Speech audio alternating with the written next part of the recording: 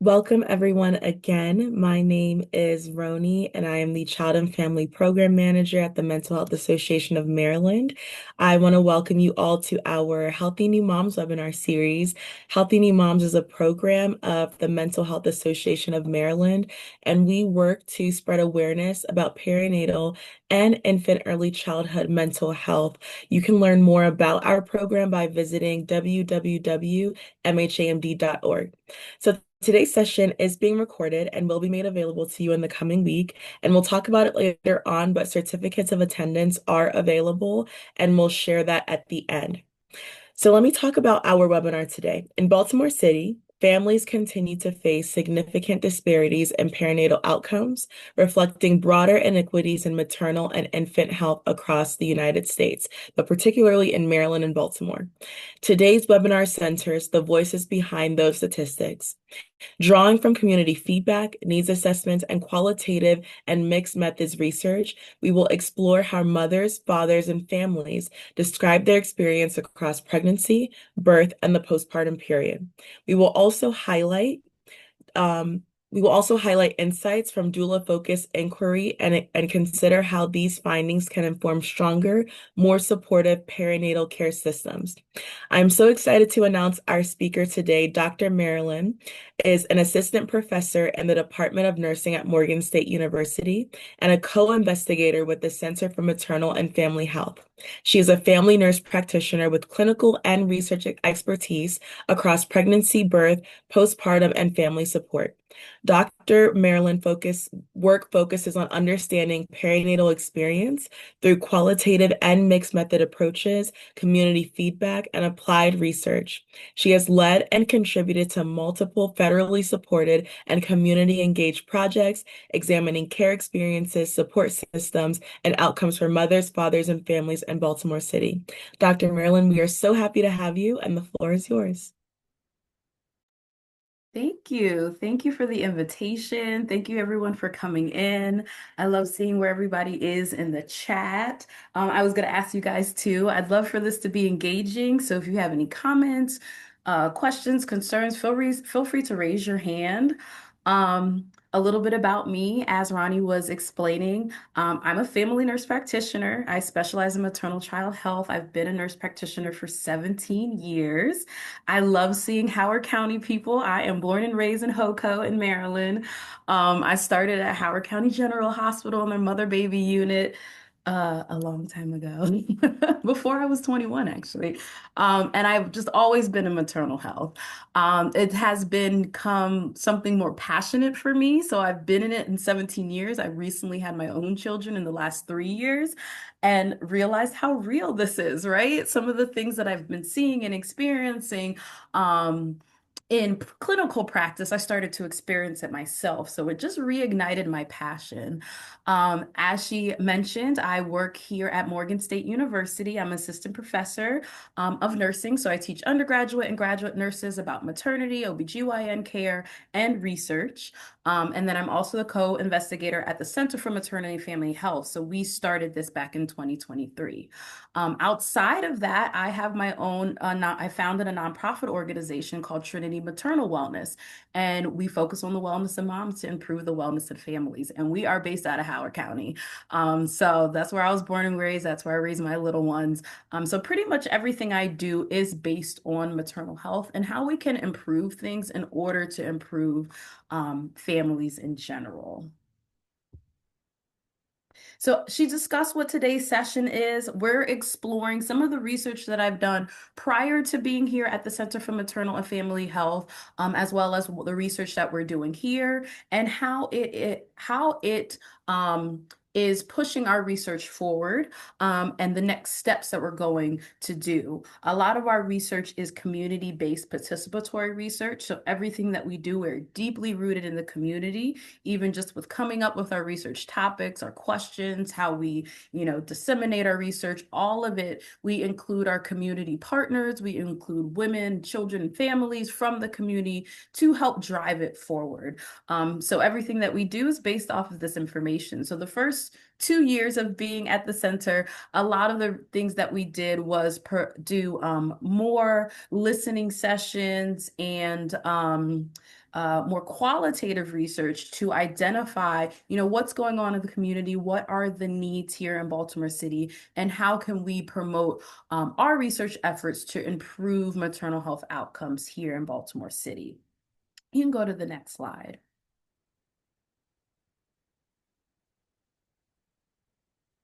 So here are our objectives. You can go ahead to the next slide. So some of my previous work, this was my doctorate nurse practitioner project. I did focus on postpartum depression screening and utilization. So I have been a home visiting nurse practitioner in Baltimore City since 2019. We typically work with families that, are receiving Medicaid, and things like that. And so we do home visiting to make sure that we are reaching our clients and providing them the services that they need. In practice, we were seeing that in our population, we had very low rates of our screening tool saying that we're screening positive for postpartum depression. We were required by our program to use the Edinburgh Postnatal Depression Scale, and we were getting a lot of negatives. But what we were then seeing is that we still had a high amount of referrals to mental health for depression, even though our screening tools said they were negative. Um, and looking at the research that shows, 1 in 5 women in the postpartum period may experience postpartum depression. And in the population where we were serving for women in low income communities, that percentage increased to 1 in 3. So we weren't seeing those numbers there. So I did an evidence-based practice project there, and we looked at the different tools, and we identified in our population that actually the PHQ-9 worked a little bit better. Some of the feedback that we got were some of the questions in the Einberg were unclear. There's one question that says things have been getting on top of me, and some people just didn't understand that. Sometimes when we ask questions, we noticed, and some of our community health workers noticed, that if moms don't understand what you're asking, sometimes they'll just say no. So some of those were some of the things that we identified were issues with our previous screening tool. When we switched over to the PHQ-9, we had more of the outcomes that we were seeing for referrals. The numbers were starting to meet up. And based off the research, the numbers were starting to meet up. So that was our practice change that we implemented. Even though we still had to do the Einberg because it was required, we added the PHQ-9, and we were able to identify women who might have needed those referral services. So this also helped me go to my next step. My first research project I did here at Morgan State was looking at postpartum depression care utilization in populations like in the same population that we see here in Baltimore City. And we identified some issues with utilization. We identified some barriers for those who were screening positive. They had decreased rates of utilization, and some of the barriers that we saw were insurance limitations, referral breakdowns, lack of continuity after discharge, and things like that. So this work really highlighted the need to examine postpartum systems rather than individual visits in and of itself. We know the social determinants of health and how that affects our community members. So we needed to deeper our understanding of where those gaps were in order to identify community-based solutions to improve those gaps to maternity care. Next slide. So around the same time, that is when we, petitioned to HRSA for the Center for Maternity and Family Health. So CMAF here at Morgan State University is one of the 16 HRSA-funded maternal health research centers nationwide. We also house the collaborating center that collaborates all 16 of those maternal health research centers, and that is headed by Dr. Yvonne Bronner. Here at Morgan State University, our CMAF Center is headed by Dr. Baptiste Roberts, as well as me. And our work focuses on community-informed research. We like to include listening sessions, qualitative inquiry, and implementation-based outcomes and solutions. And we prioritize translating our findings into action and focus on that true community-based participatory research. And of course, we base that right here in Baltimore City. Next slide. So prior to launching our center and kind of doing a lot, we conducted 6 focus groups and some interviews with community members. We had listening sessions that we co-collaborated with other organizations like Oxfam. We brought together a community advisory board that consisted of community organizations as well as pregnant and postpartum women from the community. We did interviews, we did listening sessions, we did focus groups, we conducted a needs assessment, and it really informed kind of where we wanted to go as a center. Go ahead to the next slide. So from those listening sessions and the qualitative research that we collected, families described some emotional stress and isolation. They identified, some lack of resources, not knowing where to go for resources or who to speak to, or, getting a phone number, but, not able to reach them, or, clinics that were a little further out of their reach and they didn't have transportation or they didn't have childcare and things like that. We saw some gaps in communication with providers. So when we talk about, okay, here's a referral, but does that referral source take their insurance? Does that referral source have, opportunities and places for them to go? Or do they have to wait weeks or months in order to be seen? We saw some issues with navigating services and resources as we discussed. We saw some issues with limited postpartum follow-up. And as we kind of delved into it, we started to identify some of those social determinants of health when it comes to transportation, having to take off work, having to have childcare and things like that to go to the postpartum follow-up. Many of our participants talked about, not going to their postpartum follow-up or, going to the 6 week and then still having postpartum issues and not being able to follow up with their OBGYN provider or the maternal health provider. And we did have some women that, identified their desire for more consistent, respectful care, some culturally responsive care, for providers that look like them, because there are some research back outcomes that show that if you have a provider who is from your background, sometimes you connect with them a little bit more and you have a little bit better outcomes. So we did hear some of that as well. Next slide.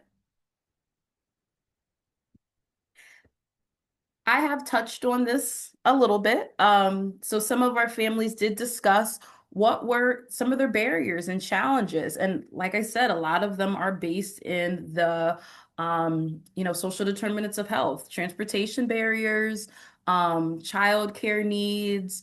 I know we've always heard like during COVID, I know being a home visiting postpartum nurse practitioner, in COVID, a lot of families refused to go to doctor's offices, and some of them couldn't because they couldn't bring the baby with them into the physician's office. So that, kind of had a lasting effect in some of the women getting the postpartum care that they need.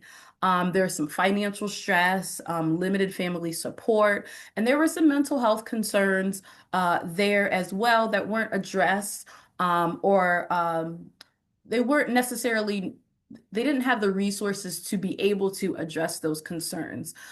So we wanted to make sure that we focused on the common themes and then some of the challenges that were identified in our listening sessions and our focus groups. Next slide. So at the same time that our Center for Maternal and Family Health was created, I also had gotten a research grant specifically from the Centers for Medicaid and Medicare Services to look at doula support. So I've used doulas, in practice. I've worked with them. I've personally used a doula as well. And a lot of times doula support is described as a place where women feel heard and seen. They really focus not just on the medical portion, but they look at the social needs, the mental and physical needs of not just the mother, but the family in whole. So we had identified doula support as one of the possible, outcomes or one of the possible interventions, excuse me, to help improve maternal care, and especially in Baltimore City and in communities of need.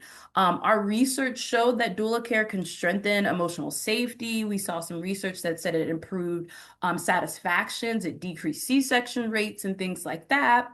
But in some research, we identified that there was only 6% utilization of doulas. We identified that, CMS, um, a lot of state-funded Medicaid had started to reimburse for doula care, but we weren't seeing the utilization there.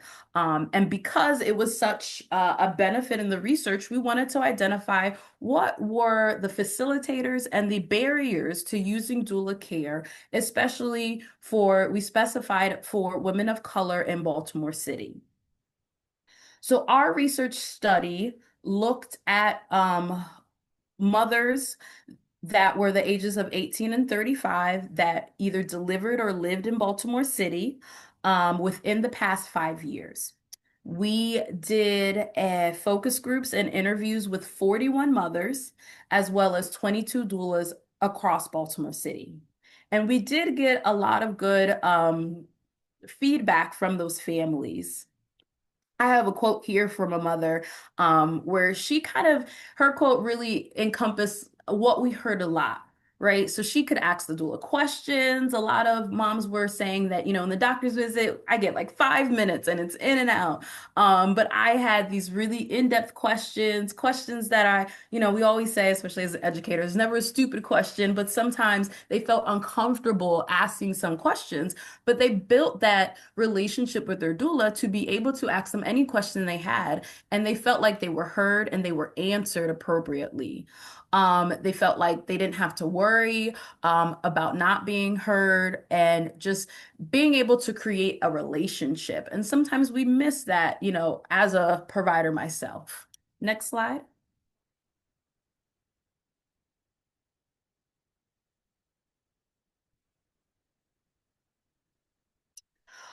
So some of the feedback that we got, that the doulas were described as equally supportive or sometimes even more supportive in a different way compared to partners or other family members. They helped them keep grounded, helped them stay informed. Some other quotes that we got from that research topic was one mom said, "There was so much that I didn't know. I could ask them questions, I could tell them my concerns. I wouldn't have to worry about not being heard." Another quote she said was, "She took the time to really get to know me. She wanted to know about my family and the support system that I had."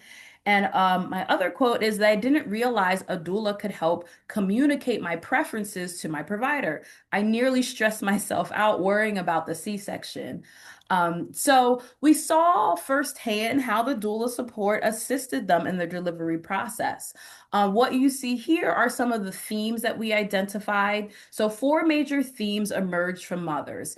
Those four themes were support beyond pregnancy, support within pregnancy, and opportunities for doulas and opportunities for the doulas specifically. And then we also identified some of the barriers to utilization. So, some of the mothers discussed social stressors. So, as we discussed previously, the housing instability, relationship strain, and financial stress as of influencing their pregnancy experience. Um, some doulas described systematic barriers, including low reimbursement rates, lack of integration into hospital systems, unclear role delimitation. Some of the doulas felt as if they weren't welcomed in the pregnancy and delivery support team, and things like that. Some of our doulas shared that they were treated as visitors rather than members of the care team during hospital visits. And both groups, doulas and mothers, emphasized the need for awareness, integration, and sustainable funding for essential doula services.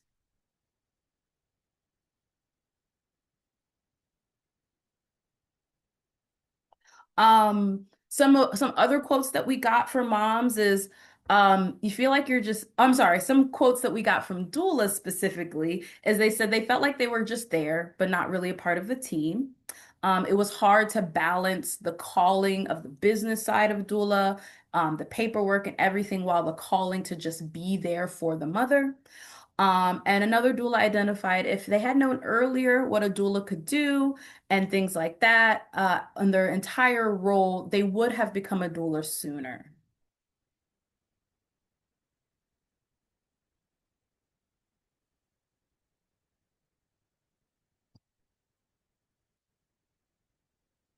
Some families describe that there was moments in the delivery process where times were chaotic, emotionally overwhelming. Some mothers reported feeling frightened, confused, and unsure what was happening. Um, and they worked with their doula to basically, decrease their anxiety, decrease some of their worries, and they really identified that integrating the doulas into the care, increasing awareness of what doulas do as well as what they don't, especially as we're talking about their role in the birthing team, would be very beneficial as a whole. So these were our recommendations from that research study. So increasing awareness, integrating into the team, talking about culturally relevant training for the doula as well as the birth team, increasing Medicare access as well as reimbursement rates for doulas, and broadening private insurance coverage. Next slide.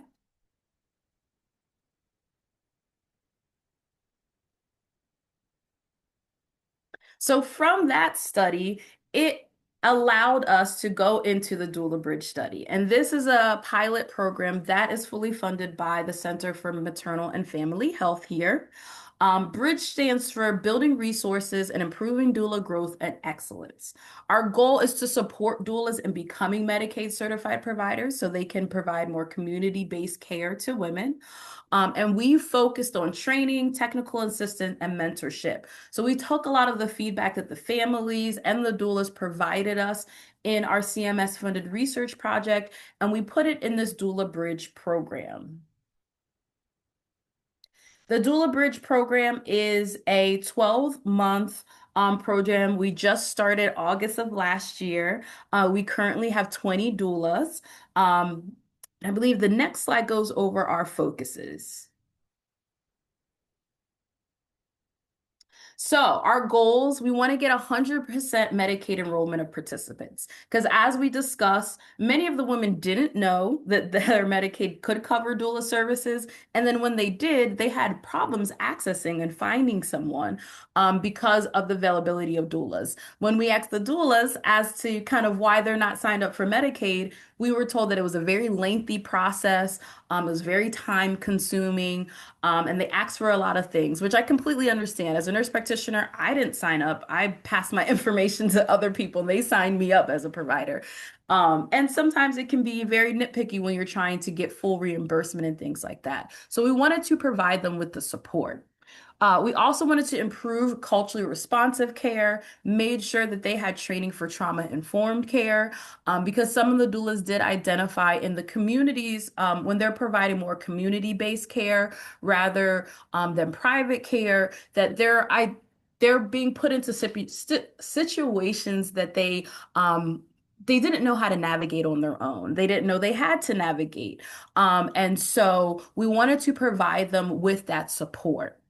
And in that in that element, some of them said because they were put into more high stress situations, it was causing some burnout. It was causing some decreased satisfaction. They had some issues with work-life balance, and they weren't really sure where to go for support. So we wanted to foster collaboration, build a mentorship circle where they had a place to speak with other doulas, and other providers, other birth workers to identify how can they sustain this work, right? How can they ensure that they don't have burnout? So we also focused on wellness.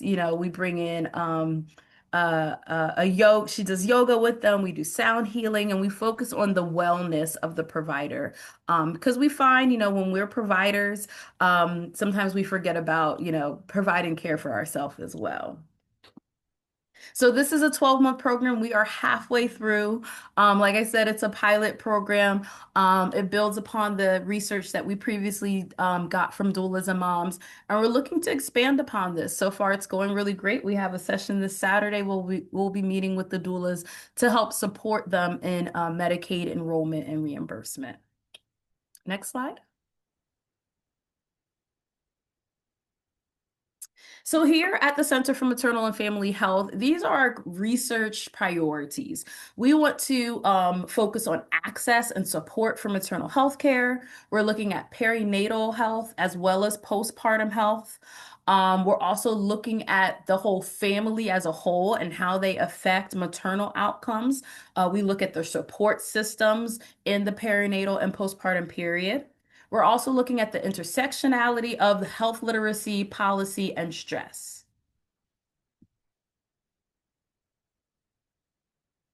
Next slide. So some of the other research projects that we're looking at include, we talked about the Doula Bridge Project.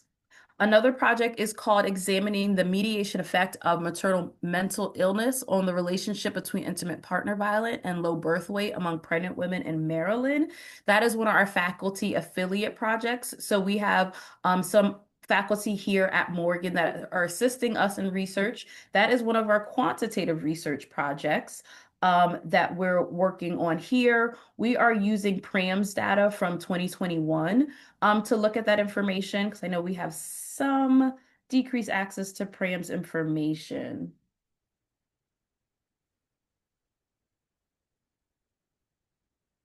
Sorry, just pull my notes back up.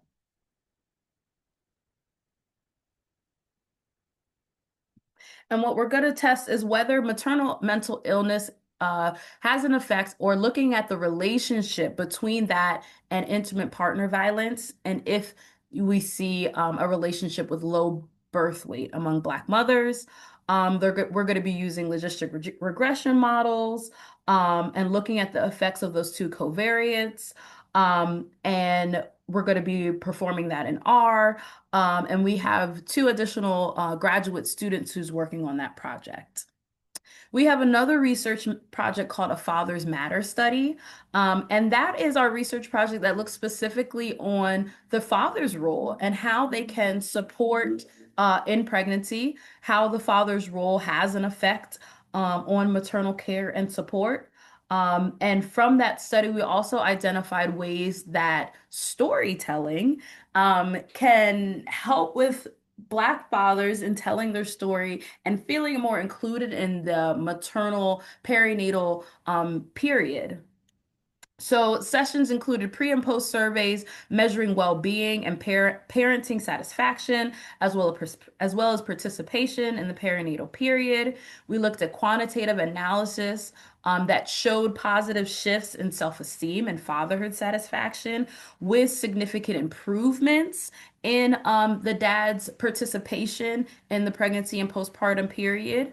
Our qualitative themes included reflecting on their self experiences, reflecting on their relationships, looking at shared experiences among different men in their perinatal experience as well. And they did have a resonance with storytelling. They identified that the storytelling allowed them to open up their views and ideas on how their participation in the perinatal experience could improve the maternal and infant outcomes. Participants emphasized the importance of communal spaces where they could speak openly without judgment. And so some quotes that we got from that Fathers Matter studies is one of the fathers discussed: before I thought about being a man, before I thought being a man was just about paying bills. Now I see that being a father truly means being present. Another quote was, you can't buy your way into a kid's heart. It's the talks that matter. And another quote was, I do not feel so alone. It's good to understand you're not going through things just in your own head. So looking at that, study. We had a great opportunity there, and we are looking to expand on that research that we have done so far in fatherhoods and to get them a little bit more engaged and to work with them in the community to provide some, some other community-based interventions. We have some student projects. So the center also has six graduate students now that work with us. One of the projects is looking at telehealth services and their effect on maternal care access and satisfaction, especially during the postpartum period. Our student was really looking at access and making sure that the moms had access, and if there was a way we could adjunct some of the decreased postpartum visits to any telehealth services, possibly. We also had a student looking at sexual health education and analyzing sexual health materials for women.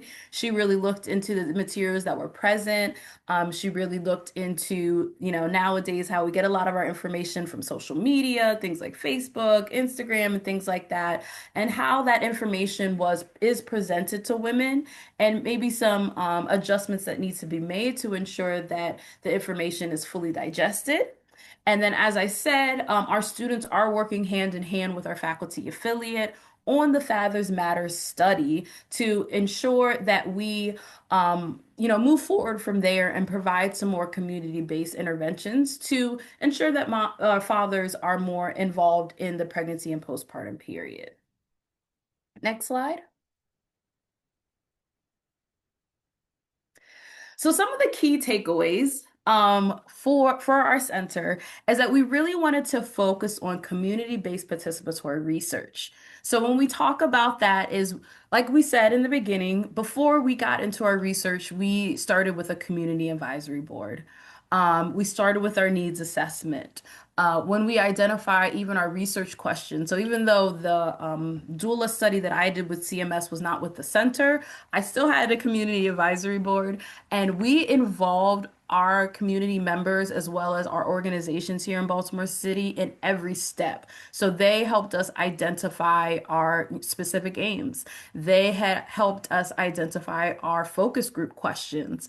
As we got, research data, we, went back to the drawing board and identify, is this what you're hearing in practice? Is this what you're seeing in the community? Is there something else that we need to change to ensure that we're getting a full picture when we're looking at the facilitators and barriers to doula care?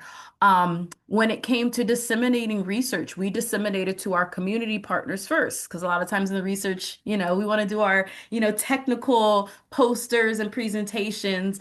But we did a community-based dissemination where we, spoke to the women who participated in the focus groups. We met with community organizations that participate in the focus groups. We created, pamphlets and handouts and sent them to people who requested to make sure that they could identify, how participating in the research, the benefits it included, and what happened afterwards, right? We know sometimes in our communities of color, there is some distrust in the research community. So including them in every aspect helps rebuild that trusting relationships and helps them be a little bit more involved into research. We want to ensure that we are truly centering the lived experiences of mothers and fathers and families. So as you can see in kind of everything we do, we include quotes, we include what are they actually saying? What are their most biggest concerns? As a research center, we came up, well, these are the pillars that we want to talk about, but we couldn't confirm that until the community agreed with it, and then they told us what the priority was, right? Where should we start? The doula access care was the kind of the first one that we've heard, and our next thing is finding more community-based interventions to help improve care. We want to improve coordination across all birthing staff. So when we talk about OBGYNs, Midwives, we are seeing a resurgence, increase, a bigger want in midwives now. I know here at Morgan State University, we're looking at offering a midwifery program here to ensure that women are getting the access they need. But when we have so many people in our birthing staff, we do need to make sure that the communication and the coordination between the birthing staff is there. So incorporating doulas as well, and of course identified like the role delineation, but making sure that everyone is aware of their role and their participation in the birthing team. We, of course, want to expand access to comprehensive family support services. So when we talk about, maternal health, issues with maternal health, increased morbidity and mortality, it's never just one thing. We know that it goes across all of the social determinants of health. And so we have to look at things like nutrition, transportation, mental health services, support, and things like that, as well as kind of how we are talking and culturally responding to our clients or patients in the medical field, how we care for them, how we show up for them. And I say we as a provider as well, to ensure that they're getting the care and the support that they need. And then identifying one of their teams. I know as a nurse practitioner, I might not be the person who's going to connect them with those nutritional resources or things like that. But we've delineated someone on our staff that, hey, I need her to be referred here, but not just a hand referral. I need you to call this organization, make sure there's a spot for her, schedule the appointment, identify when the appointment is, and when that appointment comes up, make sure she has transportation to the appointment. Call her to see if there is any barriers for her getting to that appointment, and how can we, that's one way that we can improve coordination, improve participation. And I know, as we can't all do that if you're, the, LCSW or the nurse practitioner, things like that. We really need to create a team and delineate who can help with that. I know in organizations that I work with, community health workers have been a great resource with us, and helping us with providing with that additional support. And then I see a hand. And I'll let you go ahead and ask your question. Yes, hi. Hi.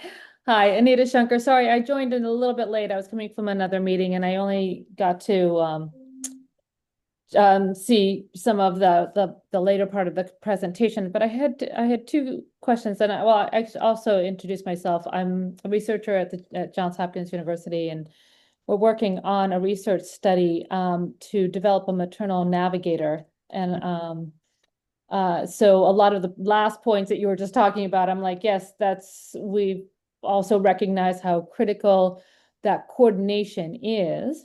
We're just at the very early stages of the research. We've got our IRB done, but we are going to be reaching out to a range of different stakeholders, both within the health provider network and for perinatal women and their support people. So congratulations on this work. I think it's really important. The question I had actually, because you had mentioned that doulas are supported through Medicaid. Can you tell me a little bit about the history of how that happened in Well, Maryland? according to, so especially in our Doula Bridge project, we have four doulas that work with us, many of them who are very integrated in like the Maryland state legislative process. So there are doulas in the legislative process pushing for doula care here. It is statewide, right? You have Medicaid, kind of overreaching, but each state, makes its own policies and things like that. And right here in the state of Maryland, our doulas are right there working with them hand in hand. So I would honestly say some of those doulas who have such a large impact in our legislative sessions have assisted with doing that. A big push right now is that they're trying to get, I would say, more appropriate reimbursement. Because being a doula with someone in pregnancy, you could be there for 24 hours, right? But you're only getting paid a flat fee for delivery. And it's Yeah. really not a sustainable for living, right? It's not a sustainable career if that's the flat fee and you can't do anything for 2 days because you're with the birthing woman. So I would say that that's where it's come from the background that I got from the doulas that we work with. They have been working steadily over the last several years. And it has just been slowly coming out. And so they're trying to work on, I guess, a more standardized way of getting a doula certification and things like that. So now the Medicaid process has become somewhat tedious because there's so many different certifying bodies and things like that. And so they're trying to basically improve that process. That was also a big barrier is that Medicaid agreed, but then they had so many restrictions and stipulations that many people just weren't eligible for. So you say you pay for it, but then there's no doulas I can find. So they are consistently working on that process. We've worked with the Maryland Doula Alliance. They do a lot of work there. So working with them, if you want to contact, you can email me. I can put you in contact with them. They do Yeah, a lot that'd of be great work great. in Yeah, what a improving powerful doula care group here in of the state of people. Maryland. Yeah, no, thank you very much. No And thanks for problem. that history on that. Yeah, continue.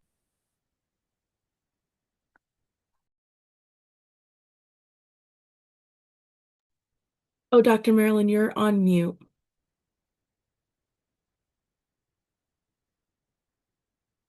Sorry, I was on mute. Yes, the Doula Alliance of Maryland. That is the name. Sorry. So some other takeaways that we've kind of just seen in our research here at the center is strengthening postpartum follow-up and continuity of care. We definitely appreciated the fact, like Medicaid and things like that, looked at the postpartum period as a full entire year because we know it's not just 6 weeks. It's actually a couple years. We're still going through it. Sorry, I have a 1.5-year-old. So I'm like, it's 6 weeks is nothing.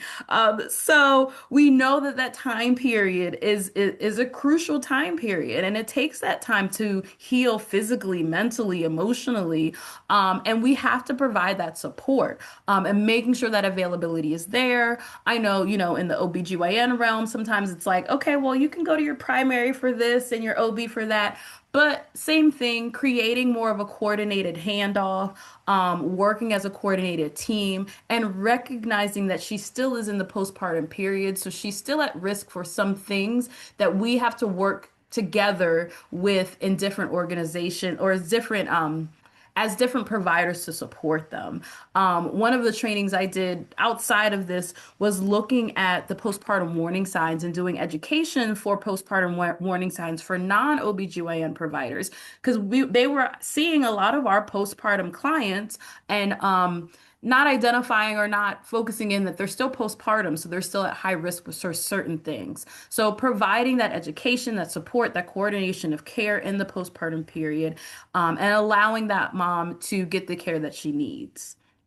And then, of course, we love our fathers and we would like them all support people to be a little bit more engaged in the perinatal period. There was one quote, I cannot find it, but I know one of the dads was like, I just felt like I was a fly on the wall. Like he went to perinatal visits and stuff, but just felt like he was there. Wasn't there, wasn't spoken to, wasn't addressed, and so that kind of detached him. So that's something too we need to think about. Any support person in the room, of course, with the mother's consent, involving them in the care because as we create that support, that village for the mom, we improve her support systems and we can help with improving some of the outcomes as well. So we definitely want to have that as well. So I'd like to hear, like, what are you guys hearing? What are you guys' experiences? I see, Anita, you said you heard some similar issues related to male support persons. Well, yeah, I mean, it was interesting because there was a lot of young men who are like, I had no idea that my partner was suffering so much. Mhm. I didn't feel connected. I felt like an intruder. But I would have loved to be more engaged. Um, so, I mean, yeah, I was just really interested to hear what else you found from other men because the just the male engagement and alliance really is critical. And I just was wondering what else you had learned from other support persons around that. Absolutely. And I was surprised hearing that. And I always say I have one I think half. you're muted again. Are you muted again? Sorry. Can you hear me? Yeah. You try it again. Can you hear me? It's just very low. Oh, sorry. Hello? I couldn't hear anything. I can hear you just the tiniest bit, but it's really low, the audio. Sorry about that.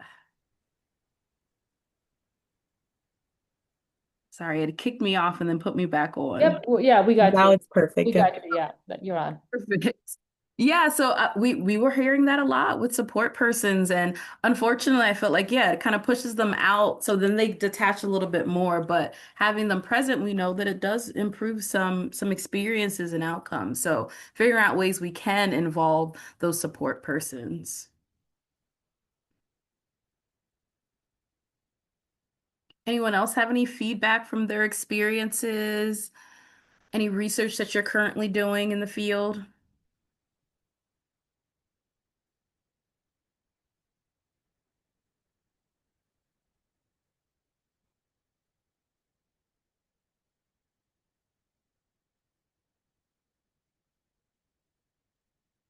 Oh, you can go to the next slide, sorry.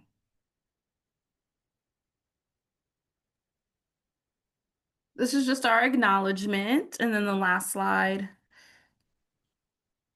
In our photo below, you can see our team here. We have a lovely team, Dr. Baptiste and me, and then our students that are here as well. And our one of our major goals is to work with other community organizations, other providers, and things like that. So feel free to reach out to me directly if there's anything that you're working on, any feedback or anything like that. We'd love to work with more organizations just to, always say provide that village, right? For mothers and families to ensure that we are improving outcomes. I'm going to raise my hand again, if that's okay. How was it in terms of recruiting these perinatal women and the support people? Like, um, what we've noticed is that if you can kind of get them if you can find them and talk to them and give them a safe space to talk, boy, they've got a lot to say. Yeah. But it's kind of like getting folks into the room, and for lots of different things, scheduling things, just general overwhelm, but also potentially mistrust. It's like, well, why do you want to talk to me? What if I say something that makes you, call child services or, yeah, I don't, I just would be interested to get your experience.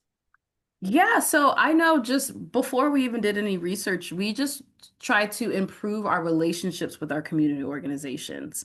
So with everyone that's on our community advisory board, we not just work with them in research, but we come out. I mean, I bring my nursing students out there every single week. We take clinicals there. Our students do home visits with a lot of these mothers. So they see us all the time. So it improves that relationship. Um, so building that relationship first with just the community organizations before asking for anything helps. We go to their events. We always have students, anytime they have maternal health events or anything like that. So I think our presence has been a positive impact in the community. So when we kind of ask and talk about these sessions, we really try to meet them where they are. So I know even with our doula study, originally we were going to do in-person meetings on campus for this amount of period of time. And we were restricted to only giving them $25 gift cards. That's nothing. That's not even going to get you an Uber back and forth, right? So we had to change how it was. We asked moms, well, if you did it virtually, that would help. So then we did virtual support groups. We did it over Zoom. Interesting. We Yeah. went to places where they were already having meetings. So we did it outside of, they had like a pregnancy support group. Mhm. And we did our event, we brought it to them for the mothers who wanted to stay. They just signed up, they stayed, and we did our research focus group. So working with the community organizations helped us a lot. With the Fathers Matter study, there's a community organization. They have a huge fatherhood group that they have cultivated for many of years here in Baltimore City. So as soon as we thought of that, we went directly to them. And honestly, I would say it was the community organizations that kind of spoke to the participants and like, we trust them. So you should trust them as well. And working with them, just how we worked with them, with our focus group facilitator. She was a woman from the community who's done plenty of research. I didn't do focus groups. I don't think I'm good at focus groups. So we really identified someone who could really draw out those stories. And yes, those 1 to 2 hour focus groups turned into hours long of Yeah. once they felt comfortable. We Yeah. even started some sessions with meditation, with like, decompressing and things like that. So they were in the right state because some of the things that we discuss can be traumatizing, Yeah. talking about birth experiences and stuff like that. So we really wanted to create just a safe space. And yeah, I think we were really able to do that. Yeah. Very nice. Thank you. You're welcome.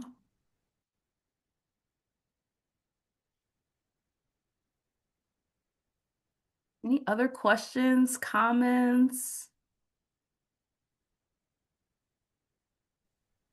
Just a comment. I just wanted to say this was just so wonderful. Just so appreciative of the efforts that you all are putting forth.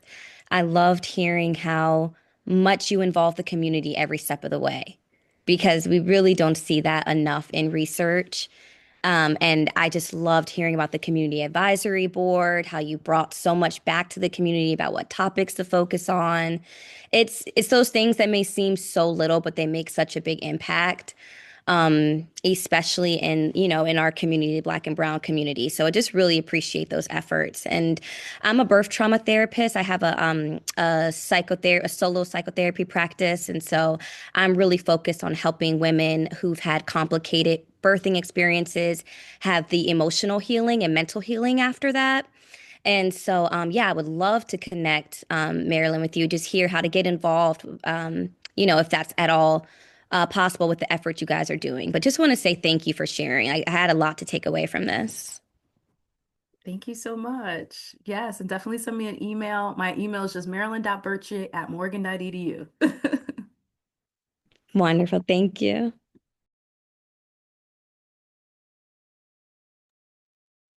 Well, thank you everyone for your time. I really appreciate the invitation and the conversation. And I just hope you have a great day. Thanks so much. Thank you. Yes, thank you so much, Dr. Marilyn. This was such a fantastic presentation. I know I learned so much. I want to thank everyone for coming and being a part of this webinar today. You'll receive a follow-up email with the recording, and with the survey asking for your feedback, just so that we can make our future webinars, improve them and just do different things to ensure that we're supporting you all. Certificates of attendance are available upon request, and Audrey will post that link in the chat where you can request your certificate. We're not able to offer CEUs at the time, but it is a certificate to show that you were in attendance. If you're interested in serving as a guest speaker for an upcoming Healthy New Moms webinar, feel free to click the link in the chat, and someone from the program will reach out to you with more information. And that is all. We look forward to working with you all to support mothers in the community and to hear more about what we all are doing in our different corners for moms and infants and toddlers and families in Maryland. If you have any questions, feel free to email us at info.hnm@mhamd.org. Again, that's info.hnm@mhamd.org. Thank you all so much and have a great rest of your day. Thank you so much, Dr. Marilyn.